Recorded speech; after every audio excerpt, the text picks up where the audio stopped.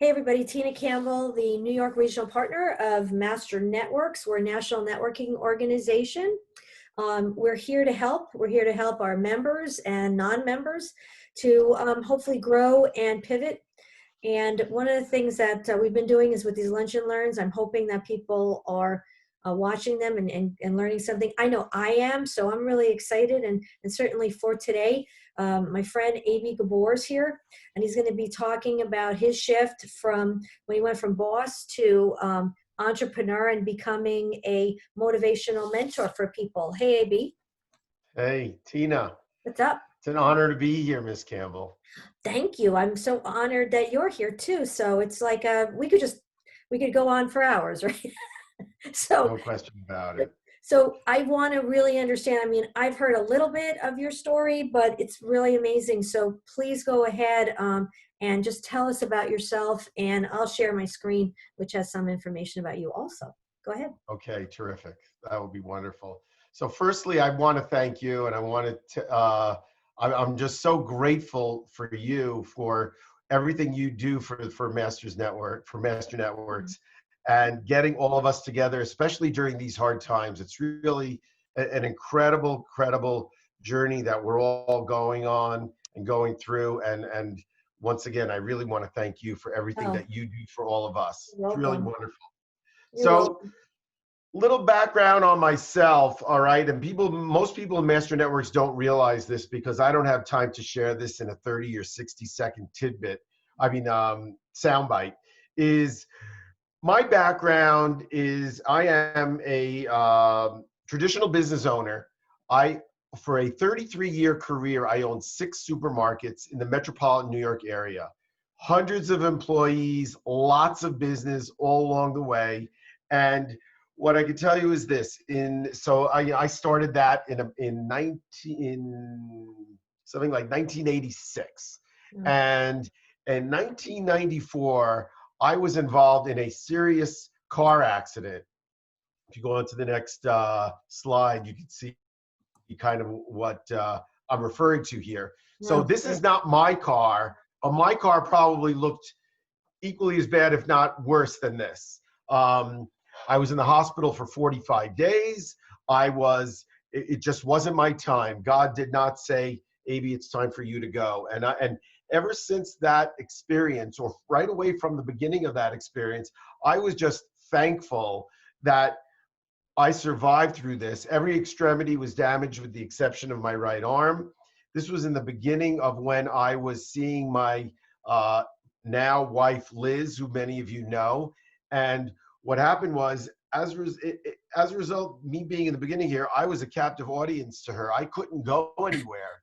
So then she came on, or she came and visited me all the time at the hospital. And we just got closer and closer. So if you go on to the next screen, one thing led to another, and we ended up getting married. And she was truly my angel in the hospital, and I'm forever grateful for that. It was really an amazing way that we connected. What was interesting was my father, a generation ago in Israel, um, also had a company, and he got into a bad car accident, and it was the same thing. My mother did the same for him.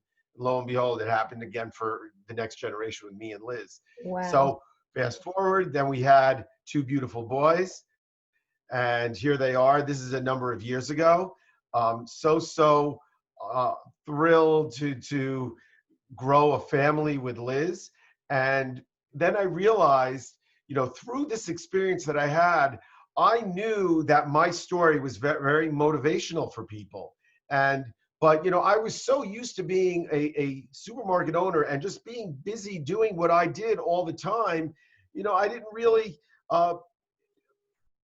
focus on that and really decide how I can change that and how I can actually use these experiences to help other people. So if we go on to the next slide, I, you know, with my wife, Liz, she led me into this personal growth path. And then all of a sudden I realized, wait a minute, this is it. This is what it's all about. If you realize that just as this says, life begins when you get out of that comfort zone, okay, the comfort zone, what I've been trained to think is the danger zone. And what we really have to do is learn how to get out of our comfort zone in order to achieve what we really want in life. And that's what I ended up doing afterwards. But in between, if we go to the next screen, I'll show you what what this symbolizes for me is this. My dad, who is my greatest fan, other than maybe my wife, passed suddenly 18 years ago. So this is kind of like a picture of my mother on her own. And ever since that happened, my role for my mom was, you know, I helped her with her bills. And through this all, she became much more of an independent person. Beforehand with my dad, they were truly a couple, but now my mom has become such an inspiration to me and to anyone that she meets. She's really a very, very strong 91-year-old woman who continues to fight every single day. And I cannot tell you how much I adore her and I honor her. And so this is a symbol of her on her own. It's beautiful. You know, one thing So you then said, what I go ahead. no, one thing you said I thought was really good about when you were talking about a minute ago about life begins at the end of your comfort zone. When I first got to know Dave Jenks, who is my other business partner and mentor, he told me like 10 years ago, he said, let fear be your compass. Go towards that which you fear and it will open doors. So, you know, I mean, it's kind of the same thing. It's like now I don't look at the fear of doing something like this even, right? And you know, whatever it is, you know, just do it, and just help people and just go for it. And that's the one thing I have to tell you is like now I don't even feel like that fear is like I know that's the direction I need to go. If I'm fearful of it because I haven't done it before, I need to do it. False evidence appearing real. Yep. Yep. That's the fear. That's the acronym, the famous acronym that we all live by. Right. So what I realized is this. So, and that's what this slide is kind of portraying. So I shifted my career a couple of years ago. And this is really a transition of me on the left, of my brain, which is how you introduced me, of having that boss mentality or that employer mentality to becoming more of a mentor mentality. That's when the light bulb struck, when I got introduced to what I currently do now, which is help mentor people. That's when the light bulb struck. And that's when I realized, you know, this is how I could do it. And now I also do lots of trainings, and for many people that becomes very motivational. And that's what I embrace, and that's what I love to do. Now, I would have never thought as a supermarket owner for all these years that I would speak in front of rooms of dozens, sometimes hundreds, sometimes thousands of people. But now I embrace that and I love that. And now I do this every day on Zoom calls, multiple times daily. And really all I'm doing is sharing information, but I'm helping to mentor people to just become successful and to be able to make money.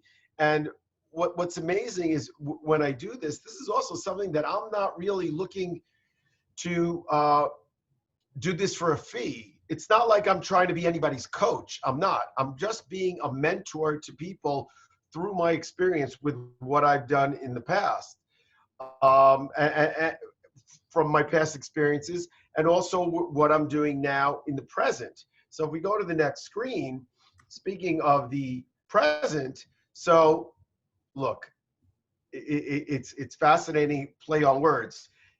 Yesterday is gone. What happened in our past is our event. We can't control that. It's over.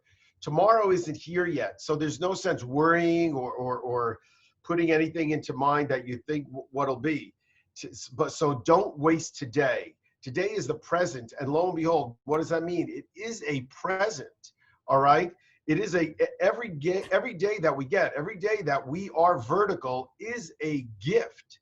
So that's what I truly believe in, that we really, really do have a gift Yeah. um, every day when we're alive. So um, we could cut off the screen share for now for a moment. Um, and I could briefly just get into telling you all how what I believe, how I can mentor you, and just some of the principles that I put into play here. With and we can go from there. So Yeah, that's good. We have about 10 minutes, so let's talk I about that. won't even need all 10 minutes. You know, one of the things I learned that on Zoom, people's attention span is a lot less. I So know. oftentimes less is more. You know, when Exactly. I do this live in front of people, you could actually go over your time a little bit and people are okay with it. With Zoom, it's the opposite and it becomes more effective. Yeah. So truly, so this is the, let me just put it on full screen view here.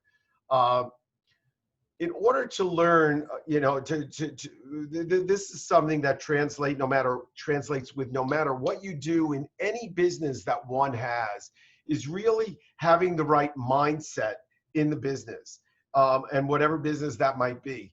And that's the first thing that people have to do with whatever they're doing. We have so many people in Master Networks that are constantly pivoting and shifting, especially in these days of what we're doing. So what you really have to do is make a decision with what you want to do. So, and when I say, you know, so part of what I do specifically is, and this is what I give to people, or people see this from me, you know, people become very, you know, I help them become comfortable. And I don't mean comfortable in the comfort zone, but just there's a trust factor there. But that So really one like of the what things I like that what you just said, that you help people to feel comfortable. I really like that a lot. That's cool. But I know what you're and saying. yeah, and I mean, because it's important at the end of the day to have that trust with people. And what I tend to do is, in a very positive manner, I am very persistent, and I'm persistent without exception. And that's what I try to teach people how to be. But in order to be persistent without exception, you have to do this with the proper posture. So if you don't have belief in what you do, well, then frankly, it's not going to work. So it takes time, but you have to make a decision in order to be persistent. So that's why the first line there is to make a decision. And whatever you do in life, you're going to have a learning curve. It's just like life. Every single day is a learning curve. You have your ups, you have your downs. So what you have to do is just keep the bar down. Don't let yourself get too high when you have a great day, or too low when you have a bad day. What happens when you're on a roller coaster? All right, you have to put the bar down so you don't fall out. If you don't have that bar down and the roller coaster goes, you're going to fall out. So you just have to keep the bar down and keep an even keel. Develop the right mental attitude. You know, have desire in what you do, commitment. Positive attitude means so much. That's the proper posture that I was speaking of. That's what we have to have. And at the end of the day, no matter what it is you're doing, long-term thinking is what's so important. No, nothing's going to change for anyone overnight. And what I mean by nothing, I'm talking about instant success. There's no instant gratification. There's no get rich quick when it comes to anything with anyone, unless you win the lottery. And what do they say? I think 95% of the people that win the lottery within 5 years Go lose bankrupt. everything they've won. Right? You've heard that, right, Tina? Yep. Yep. You know, and at the end of the day, just be strong and have that persistence for yourself, and don't quit, because what you're doing is you're quitting on yourself. Okay, now you could be doing something in life and you did it, so you could be doing it, and it could be a career that you have a great passion for, that you have a why that you did it, but then after a certain amount of time you burn out. That's okay. Then you pivot and you shift. All right. My why right now is really to mentor people and to give motivation. You know, in the past, I had lots of employees, and my why was, you know, simply not just to get food on the table, but, you know, I was also a mediator with a lot of people, and I always got in the middle of you know, I had people um, that were very valuable for my organization on one side of the store, on the other, and they purposely would do whatever they can to hurt themselves. And frankly, I was always in the meeting and I said, guys, you can't do this. You can't do things to spite each other because it's not good for the greater good of the organization. Right, And right. this is going to go down a bad path. But after a long run of doing that over 3 decades, I realized, this is, I had enough. And that's when the light bulb went off. And I saw through this, what I do now, how I could really mentor people. And I know my story with what happened to me in the past motivated me, and I know that also helps motivate other people. It's So it, true. It's true because it's like, look, I mean, you're a really nice guy, and people know that. And the thing is when they really hear, they know that, and they're like, oh, AB's a nice guy. But when you really hear what somebody has gone through, I tell you, it's the thing that at that moment that you pivoted, or you had to like go through something to get to the other side. And if you aren't changed by that, well, then you really didn't learn anything from it, right? So that's kind of like, my story. That's what happened to me. And it's like, I can't imagine the person that was prior to my changing. I don't even know that person anymore, right? Isn't it yep. interesting how you become so different? But one of the things, I mean, it's very motivating. And I think what people have to do, and I'm hoping they'll do, is below we're going to be putting all of your contact information, and you're hoping people will reach out to you, correct? And maybe if they're stuck, or they have they're not really sure which direction they're going. I believe that that's the kind of people you would love to mentor. But I think you're also looking for people that have a good mindset, right? That, like, you can't kind of teach that. You can help, but you can't really bring people into the abundance mindset, right? You have to kind of have that a little bit. Oftentimes it's timing with people. So they might not have the right mindset today, but they might eventually, they will have it. Okay, but you And still have the conversation. yeah. You'll Mhm. still have a conversation with anybody. I would love to speak with anyone and get into it a little more, because that's the that's what I have to give to anyone. So I am open to speaking with anyone. I would love to share, and with that, help people grow. Great, Now, thank now you. here with me, my pivot happened the day of my accident, February 22nd, 1994. But it still took, maybe a decade and a half till I really pivoted Yeah. completely. Maybe not that long, but close to it, over 10 Wow. years till Wow. I completely pivoted. But Right. so it's timing with everything. Right. And it's a journey, right? It's a journey. Everything is. And so right now, all we can do is learn from people's experiences. And I will hear what you have to say. We'll absorb, and then we'll move forward.